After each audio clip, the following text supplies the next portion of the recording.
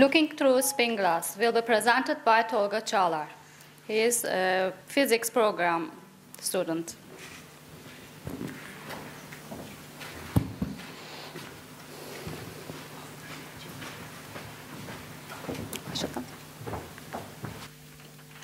So, remember that cold day when you're stuck with 100 other people in a barely conditioned airplane?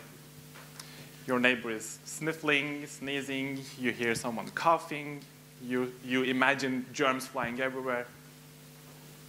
Did you get last year's vaccination? So air travel is one of the main reasons for the spread of airborne infectious diseases.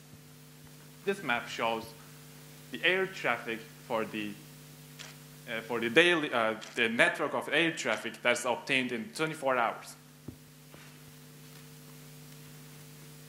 So in order to understand how this network behaves, we need to first look at this network and try to understand using similar systems.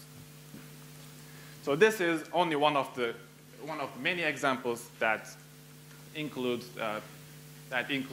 complex networks. So this is just a fairly small one. Consider ants, small living creatures. You can cover the whole Earth with those ants 1,000 times, and even then, you will not be able to reach the number of atoms in a magnet with the size of your thumb. Now, that's a large system.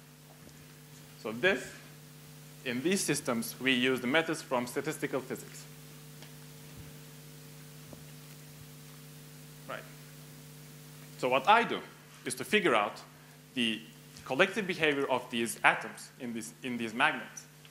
So, for example, let's say we know that these magnets stick to a refrigerator, and because the reason is the atoms in these magnets have some spins that they are all pointing to the same direction.